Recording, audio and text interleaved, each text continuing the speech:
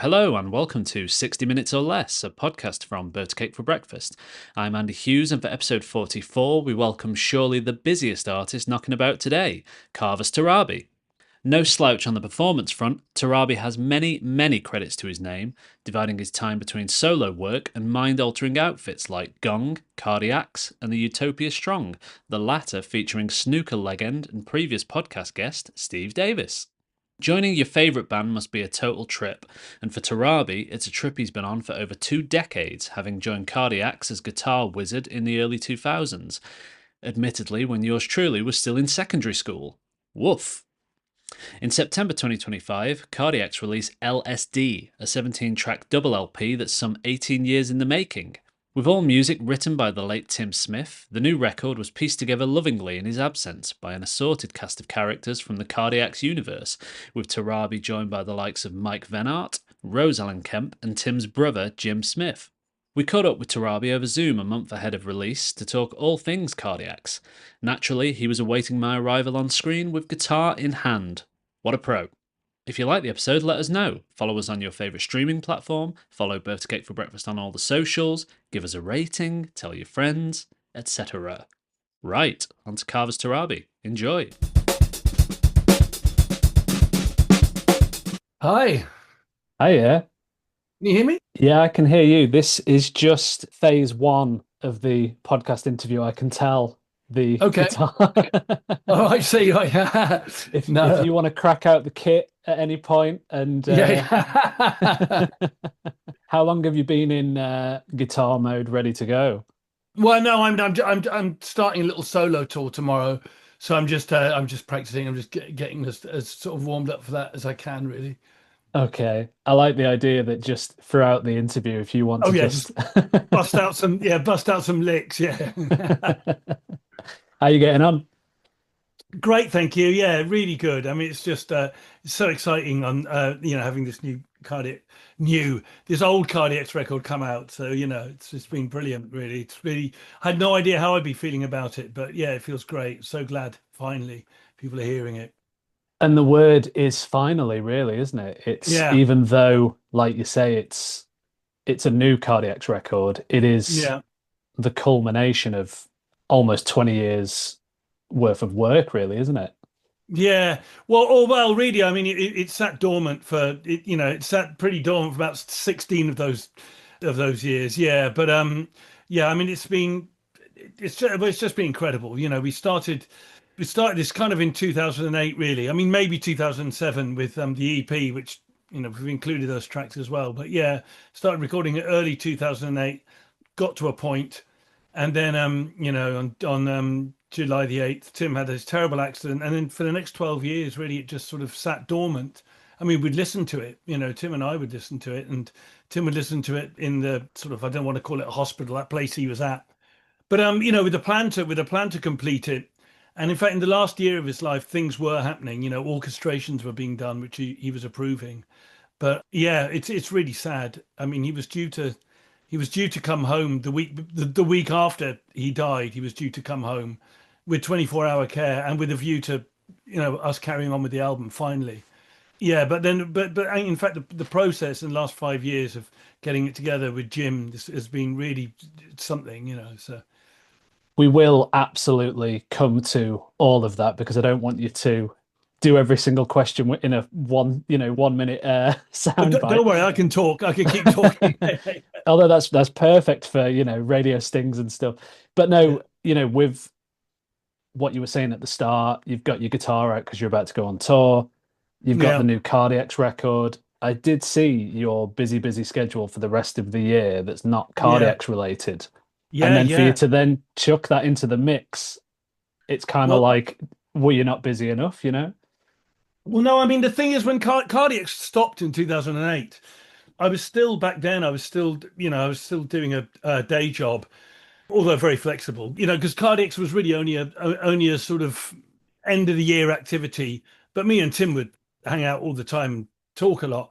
But in the preceding years, I mean, I never wanted. It was. I've always been I say always, since I was a kid, been a songwriter and always written my own music and had my own band. So when Cardiacs came to a stop in the preceding years between 2008, I've just been really, really busy. I had my own band, Knife World, and then the craziness of joining Gong and sort of writing songs with that band and really turning Gong into something else, where it's kind of, getting to perform my songs pretty exclusively now. And then from that to the insanity of things like, I don't know if you know about the Utopia Strong Of with course, yeah. with Steve Davis, which was Yeah. was not planned, but it's so brilliant, doing that stuff. And it's some of my favorite music, and it's made each different thing that I do then makes me think differently about something else. So Utopia Strong made me rethink the way, so one angle of doing Gong, and by the same token, it also made me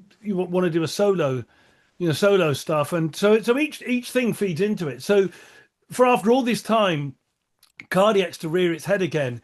It's kind of really strange because I'm getting into that mode before everything got really, really full on with me, and revisiting that again. But it's amazing. I mean, I've well, we've hopefully got. So I'm going to keep sort of tight-lipped, but hopefully there's some activity going on, and so I've cleared the calendar a little bit. But yeah, I mean, it's great going back to that, and it's such a big deal to go and to finish the album that Tim and I started. Really is just it's really, I don't want to say it's cathartic, but it really feels, it finally feels like that feeling of this unfinished thing has been nagging now for years. So it's lovely that it's coming out, and I couldn't be happier really with how it sounds. And I think Cardiacs has Tim has a track record of never putting out anything that isn't wonderful. He's got an extremely high quality mark, and that rubbed off on everyone around him, I think. And certainly, if anyone's kind of worried about that, this is some sort of, we're tossing out some sort of bits and bobs or scraps album, then they're in for such a surprise, because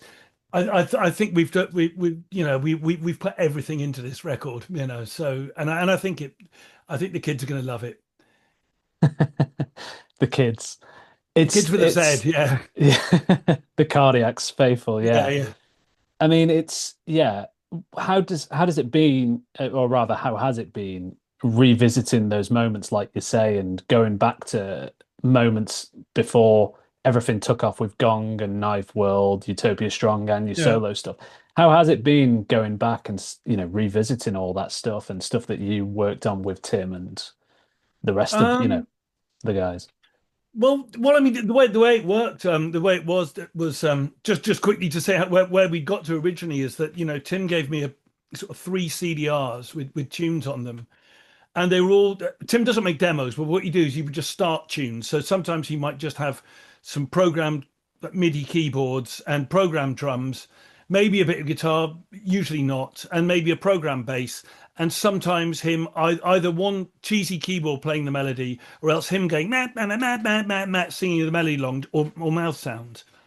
So he gave me three CDRs of that stuff, and this is going right back to 2007, and said, "Oh, I've got loads of stuff. Just pick an album, pick what you want to do." So I picked a bunch of songs, and then he had a few that he wanted to do anyway, and that became the basis of LSD. And I can't remember whether Bob got the drums down first, or I came and did the guitars, and then, or some guitars, and Bob did them. But I think I spent about 2 weeks on guitars with Tim and developing things. He did a bit of bass, and then we did a few other bits and pieces, and that's kind of where it got to. So everything that has been done, and this is where I'm going to come to with Jim. What was been really interesting is then we continued the album in the studio that first started recording it in, which is Tim's studio, which is a studio I had a hand in building. Myself and some other friends built the studio under Tim's sort of tutelage. I mean, I'm not really a practical guy, so I was more artistic touches, and I did the painting, decorating, and finishing. But these friends of ours from a band that Tim and I had produced called Johnny Four, they're really on it with like man skills, so as it were. So they built it all. So I mean, it was really lovely being back in that studio that was new at the time we started making LSD. But what has been the big revelation has been what happened to Jim. So Jim has been, obviously Tim's brother. He was in the band at the very beginning. He was there when Tim was born, and he was there when Tim died, and he was the one constant in that band. In Cardiacs, when Colvin left, in the early days, and Bill left, and Sarah left, and Dominic left. Everybody left, not for malicious reasons, just because it was just sometimes you just can't. You didn't pay much cardiacs, and you've got to have a life. I get it, do your own thing. But Jim remained. Jim remained throughout, and even when Tim wanted to throw the towel in, which he did on occasion, Jim talked him back down. And Jim has always been kind of a benign member in that respect in Cardiacs. He didn't write songs. He didn't really, have too much to do previously with the creative side. And I know in the last few albums he wasn't massively involved in the studio. But what two big things happened, and because the other thing is, sorry if I keep interrupting myself. I mean, my relationship really in that band was with Tim. Tim and I were, very close, and I, loved Jim and got on really well. But I'd only really see Jim when we were rehearsing or doing gigs because he lived somewhere else, sort of thing. But what's been really amazing about revisiting this album is that Jim is now executive producer, and that's meant a number of things. That's meant that I don't have to sort of worry about necromancy about, well, what would have Tim wanted? Would have Tim liked this? We'll have ideas and Jim will go, yeah, great, or Jim will go, nah. So with Jim, the buck stops. It's his band now. And the other thing is just seeing how Jim, in the course of these last few years, completely learned Cubase from scratch. He'd never done recording or producing or anything, and completely sort of learnt Cubase and then learnt the studio and learnt the whole process. So to watch him sort of blossom into this producer and getting really hands-on has been amazing. And also to make it more soppy, me and Jim's relationship has just been amazing. And I'm seeing so much about his brother in him now, which I don't think I saw at the time.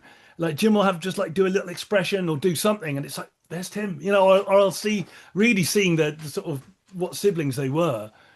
And so it's really turned into, what started off with me and Tim ended with Jim seeing this thing through. And I don't think we could have, well, I don't think it would have happened without Jim. He has been incredible, and he's probably, this is the Cardiacs album that Jim has been the most involved in a way that stopped it being too nostalgic, because it was the birth of a new relationship, really, and the birth of a new kind of way of doing things. And I think it's been really interesting for Jim to see, well, how this is how we do this and how we do that, and kind of getting on board with that as well. And it must be so special for you. You kind of touched on it, the dimensions that have been added to the whole Cardiacs trip for you, from, discovering them when you were a youth in the late 80s to Yeah, joining the band and then yeah, developing this relationship with Jim as well. yeah. It all coming so full circle must be so special to the whole story for you. Yeah, yeah. I mean, I'm only now really, I mean, really taking it in. I mean, even I was walking earlier. I went for a 2-hour walk. I do every day. I was just thinking about this podcast and thinking about what I wanted to talk about and how I felt about it. And I felt so different even in the last few days since that single dropped, because, the first single came out on Friday, Wood and I. And up until that point, although we loved it, we loved the record, and we played it to our friends and people around Tim and people to do with the band and around the band for years, and they've all unequivocally loved it. I mean, you always wonder what are the kids with the Z going to think? Because it's a big ask, a record without Tim's voice on it, and a record that wasn't finally mixed or produced by him. So you're always really worried about it. But just the incredible response to the single alone, and that's not even the best song on the album. So the incredible response to that has made me really, really excited about it now, and far less kind of nervous. And now just thinking about myself as a cardiac again, it's really nice. It does feel really different. We've got Mike in the band now, who's an old friend of Tim and I.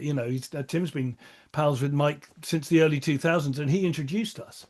The band is made up of people whose music Tim loved. So he was a huge fan of Mike's music, huge fan of Craig's music, who did the orchestrations. He loved my stuff. Who else? And just trying to think, Sharon, obviously in Naughty Reagan Orchestra as well.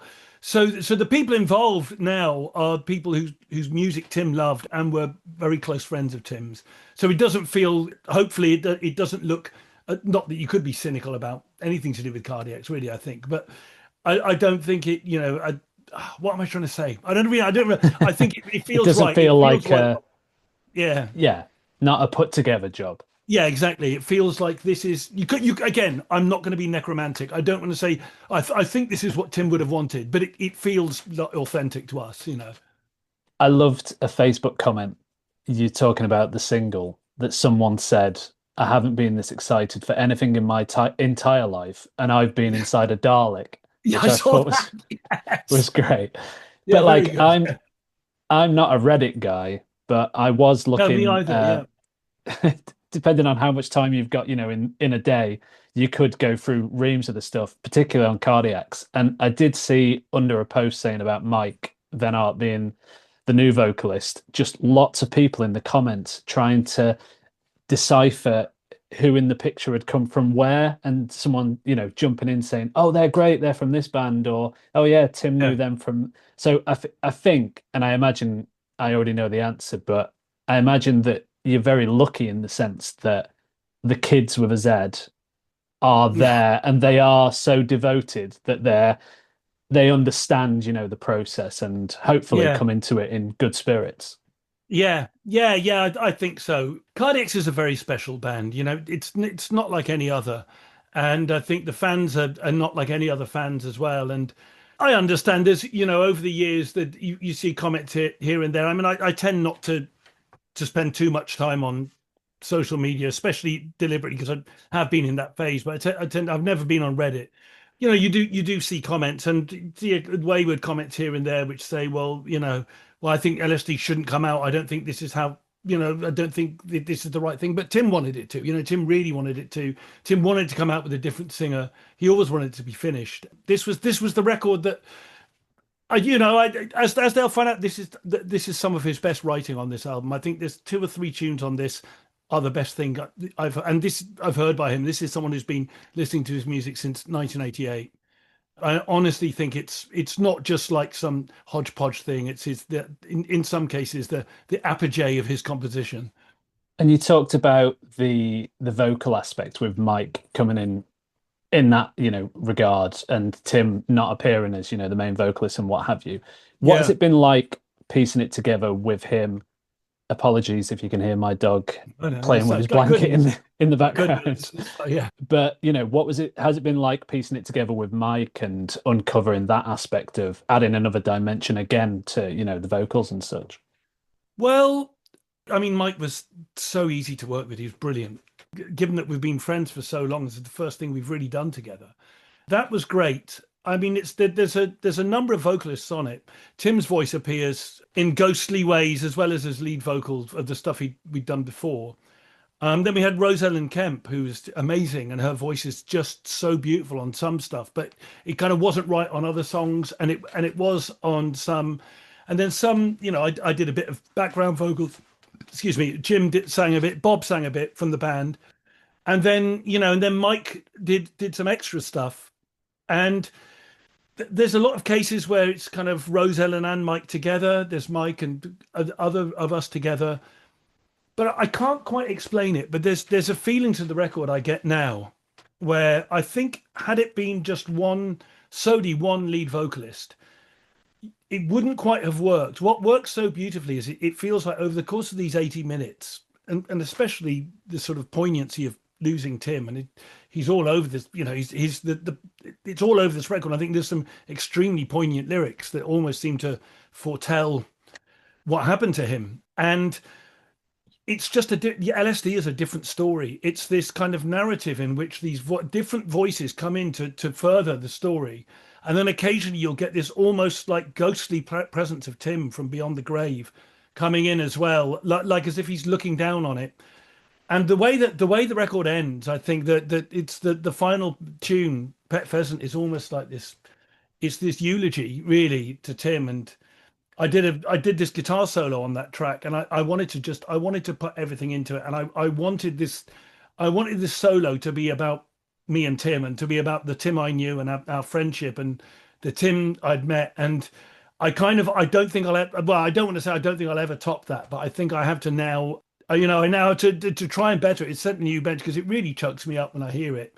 yeah, I mean, it's a wonderful story. It definitely has its own very singular magic. This album that's very different to the others, but no less absolutely reeking to high heaven of Tim Stink. Which I'm sure he wouldn't have wanted any other way. Yeah, like you Yeah. say. So, what you've just said about the guitar solo on the final track, has it been quite mixed emotions in the sense that sadly Tim hasn't been able to hear the completed record?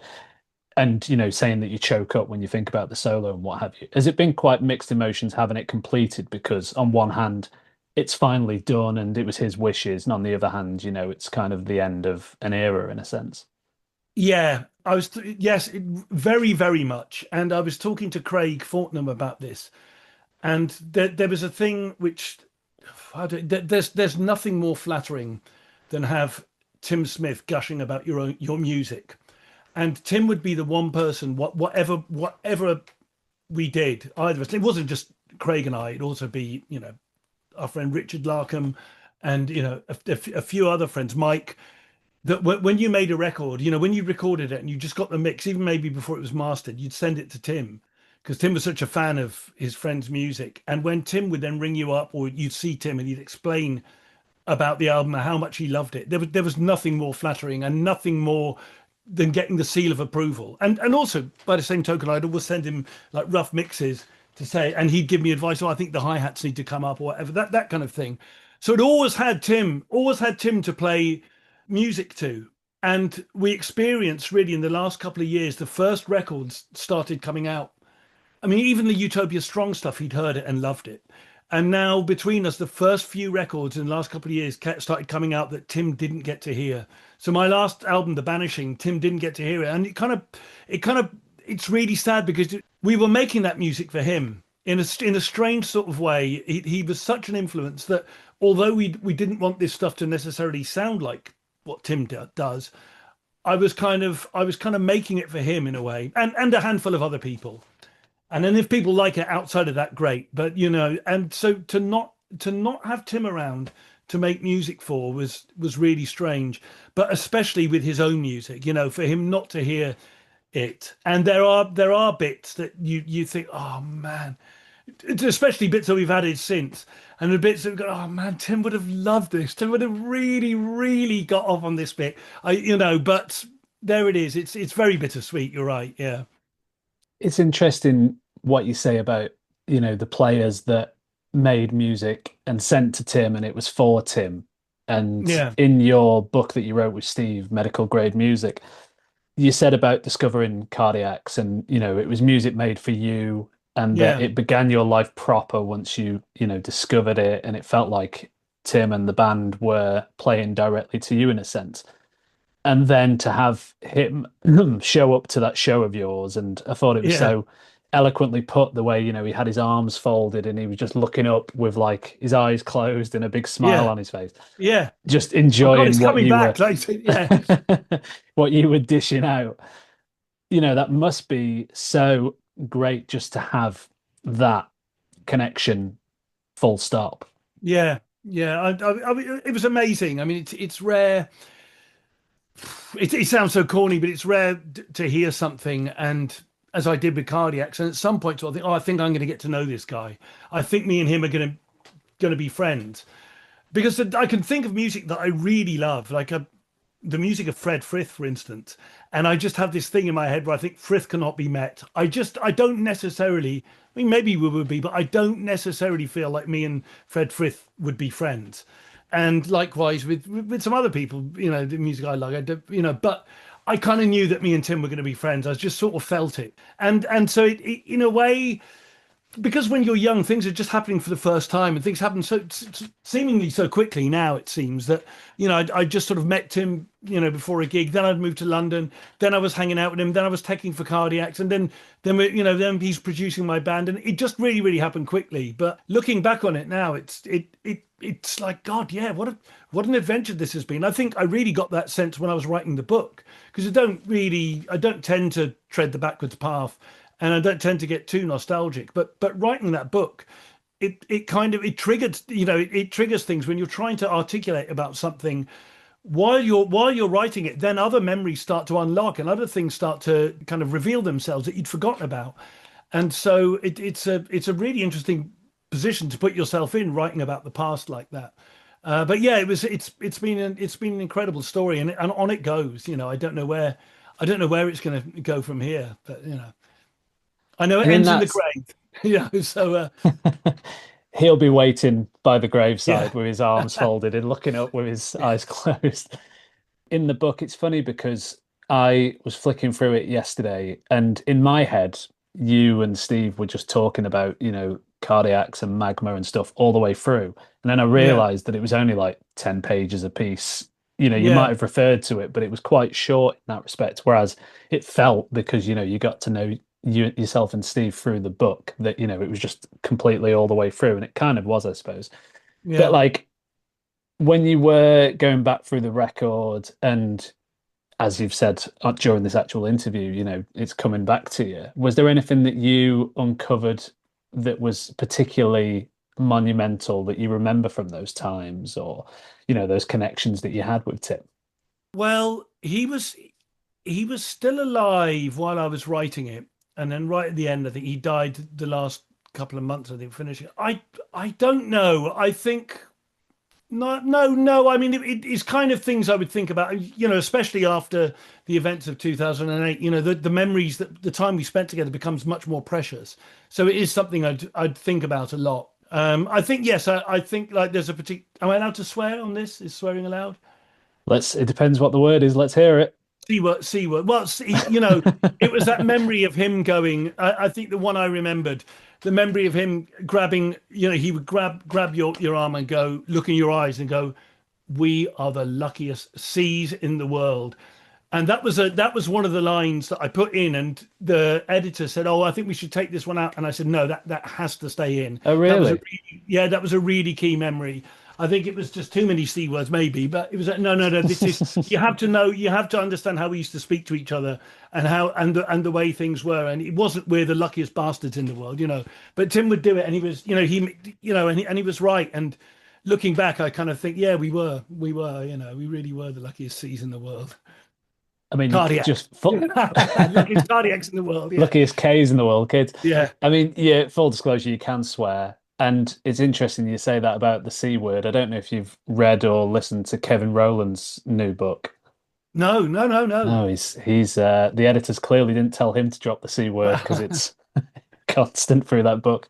But yeah, by the sounds of it, it wasn't, as you say, it wasn't a case of you were 2008 and then you never thought about it again. It was there and it was a constant.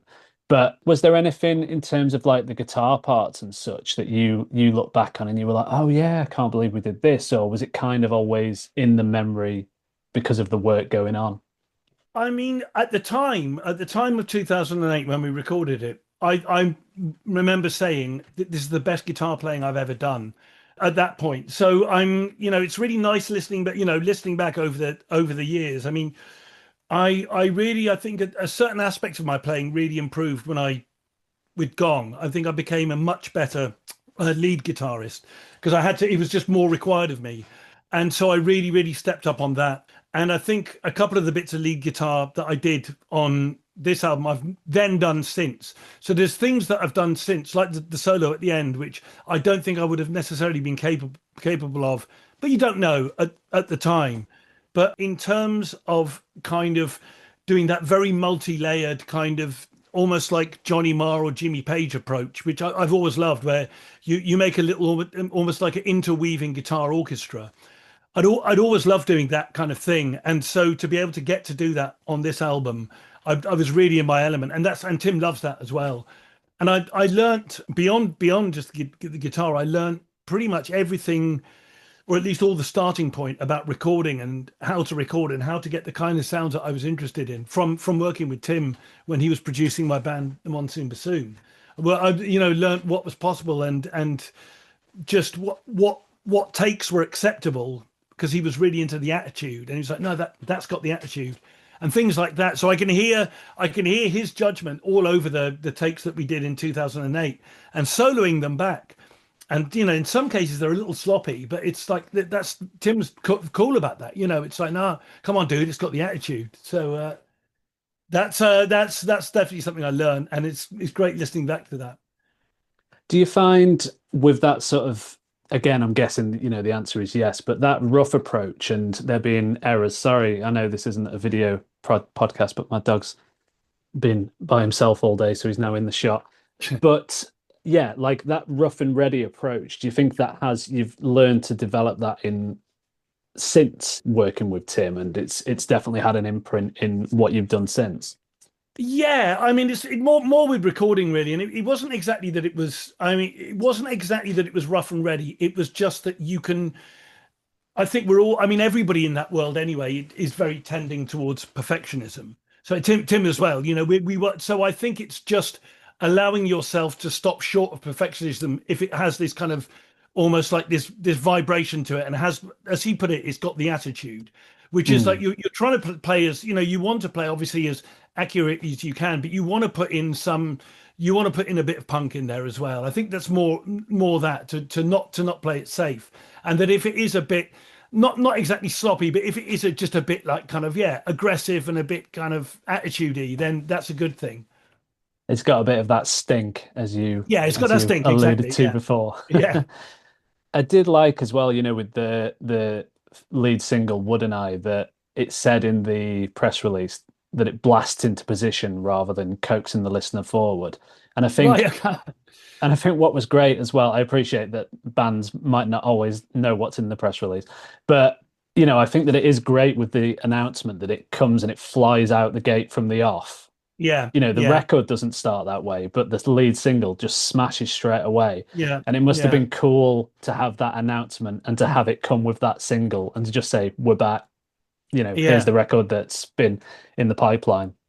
Yeah, yeah, and I love it, and it's such a banger as well, and it's really one of those, had you asked someone who's, and there are a few people out there that do these cardiac pastiche kind of things, and or I don't know, AI or something. I don't want to step into that department that I know nothing about. But had you asked one of these people to come up with a like, oh, what will the first tune on LSD sound like? You wouldn't have come up with "Wouldn't I?" I don't think. I think what's lovely about it is it's surprising. It doesn't necessarily sound like a Cardiac's tune that you know before, but it sounds completely Cardiac's. It's a total banger, and it's there's people saying it's been out less than a week and it's already a classic, and it's just lovely to hear that. It did sound like, yeah, like you say from the off, that it's just got that blueprint immediately, and it sounds like a classic, but I've also thought that it sounds even still so incredibly relevant and fresh, even though it's been in the works for so long. Do you think Yeah, that's definitely down to the songwriting? And do you think it could have easily come out in another 15 years and it would have still been so punchy? I imagine it would. I mean, we obviously don't know what the music of 2040 is going to sound like if there yeah, is yeah, a planet 2040, but yeah. yeah. I don't know. I mean, as with necromancy, I'm no good at clairvoyancy either. But I think no, no, I think you're right. I mean, the song. I mean, Tim's songwriting is so extraordinary, and there's never any dicking about. It's always just completely concise.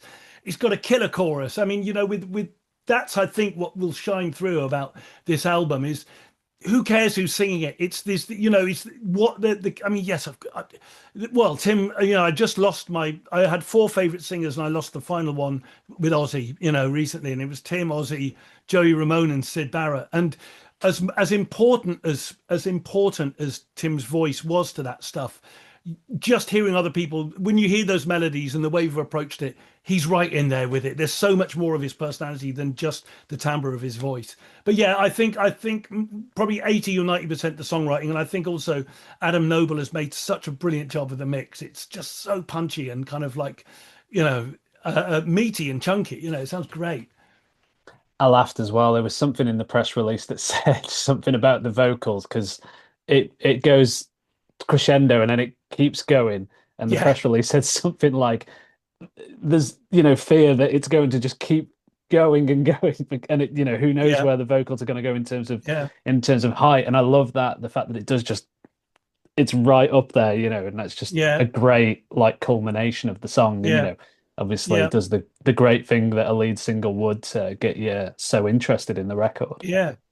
A strangely catchy chorus as well. It's really like really embeds in your head, you know. But I mean, there's a few moments like that on the record as well, where you just think, oh, how it gets so intense. And you go, come on, surely now, and then it just goes more and more and more, and it's like, okay, okay, I get it. Now the tune stops and it just keeps going, you know. So you may well know the bit I mean, but yeah, I love it. It's wonderful.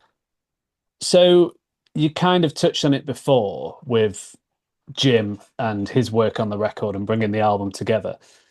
And it already sounds like I imagine I know what the answer is going to be. But was there ever any doubt from him that he was going to complete the record or that he wanted to complete the record?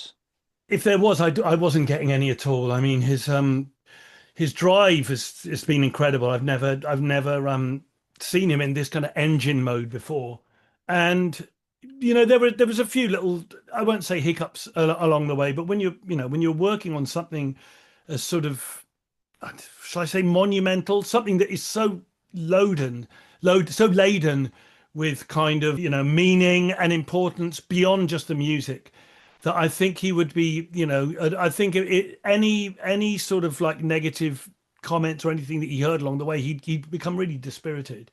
And I'm nothing if not a well of enthusiasm. So often I'd be like, "Come on, Jim, go on, we can do it." I was just geeing him along.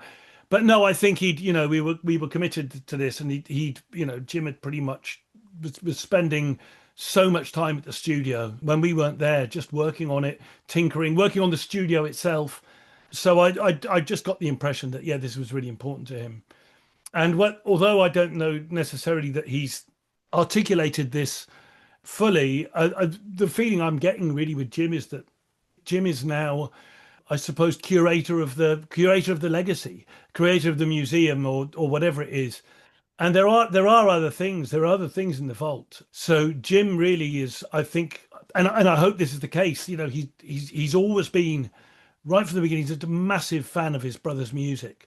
Always believed in him. It's a strange thing to be the older brother that was the one that really is, just looked up to in that respect. His little brother has always been a huge supporter of Tim's music, was never interested in playing in any other bands or doing anything outside of Cardiacs. He only ever wanted to play his brother's music.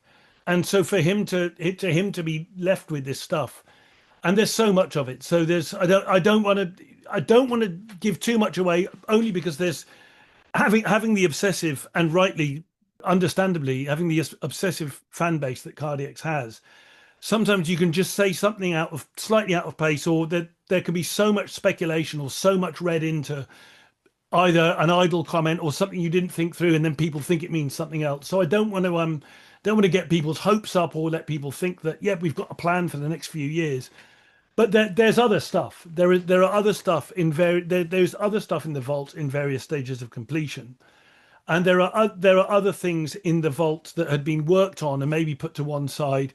Other different projects. There are video projects that we're trying to unearth. There are still things, for example, like the Town and Country Club concert that was shown recently. There's still things that we're kind of working on and trying to sort out.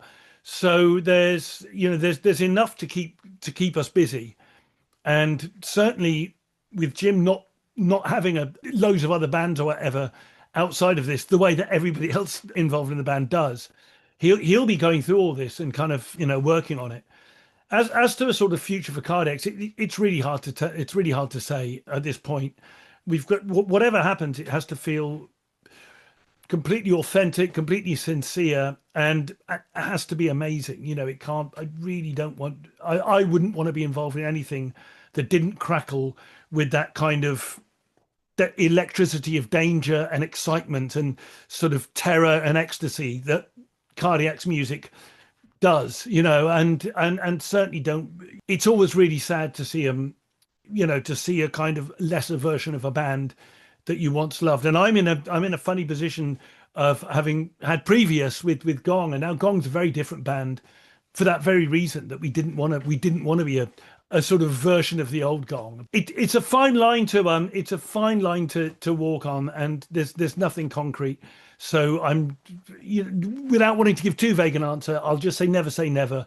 we haven't decided. This isn't some cryptic BS either. This isn't some like dropping hints or teasing. It's just like, let's see. At the moment, we're just really happy to get this album over the line and for it to be coming out. But none of us is making a, living out of Cardiac. So it's something that, let's see. But if we do it, it'll have to be done really properly. We're not gonna do anything half-assed kind of thing. It must be nice in the sense that you have that position where you can say never, and it's not a definitive no, and it's a definitive yes. And it Yeah. must also be funny that nobody's still making money from cardiacs, so No, it's no, not no, changed. no, no. Yeah, no one ever makes money from cardiacs. That's the deal, But that was the as I said in the book, I was demoted. I was demoted to a full-time member when I went from guitar tech. I went from £30 a gig, and then I moved 2 meters onto the stage and went to 15 quid a gig. I couldn't even pay my rent out of cardiac. So yeah, I'm not expecting that to change. Was there, I appreciate this might be a difficult question, but you've done Gong and you've done Cardiacs. Was there any other like pie in the sky band that you thought, oh, maybe I could join them as well, if any opening came up? Was there anyone else like that? I'm guessing from the book, early thoughts might have been the Stray Cats, was it that you were Iron Maiden's the one. made? Yeah, Yeah. I went. When they need the fourth guitar player, I'm good to go. At No, least I there'd couldn't be do. I like couldn't do that straight. I couldn't play that. He's a that at the age of 21, Setzer was just doing stuff that was just beyond me. Now, But no, I don't know really. I mean, it was never the plan. I mean, Gong was definitely never the plan. Cardiacs, I tried to join when I was sort of 18. When Bick left, I sent a tape to Tim of my metal band, and he heard it and still had it. When we became friends, he said, "Oh, I've still got that. You're the guy that sent me this, aren't you?" Sort of thing. No, I mean there was never a plan to sort of join another person, other band. I always wanted to just do my music, but then things come along, and with Cardiacs anyway. Tim said, "Oh, I want someone to write tunes with me. Want a sort of co-pilot." So that was kind of the way it was going to go anyway. So I had written songs pretty much exclusively with my friend Dan Chudley from Monsoons up to that point. So at that point, I was very, very used to writing songs with one other person. And it was really after Tim went down in 2008 that it kind of really forced me into a position of having to write songs exclusively by myself. I mean, that's kind of what Knife World was, getting to arrange and write my own stuff. But yeah, I've always been happy working with someone else. I like working on songs together. So that was going to be the plan with Cardiacs, because and that, same thing with Gong. I would never have been. It wouldn't have been for me if it was a case of just people of playing the old stuff. It was always going to be, well, if I do this, then we're going to take the Gong kind of blueprint and just see where we can go with it. With the songs that we arrange together and that kind of thing. so from the start of this interview and from the video that I saw on social media of you, doing a guitar run through of the single, Oh it's yeah. clear that there's just like this beaming nature that's coming from you, an enthusiastic vibe that's coming off you from the announcement and the record. So it must just be the position you're in now must just be such a high for you and such a moment of of pleasure. Yeah, I mean, absolutely. And we're so close. We're in the vinegar strokes now. We're so close to it to it finally. We've had the bead of pre-cum, and now we're in the sorry, I don't know why I came up with that. And then actually, I'm sorry. No, we're just we're so close to being on the other side of this, and it's been going on for years. And for me, it was such a big deal because joined the band, joined Cardiacs in like whatever, what was it, 2003 or something.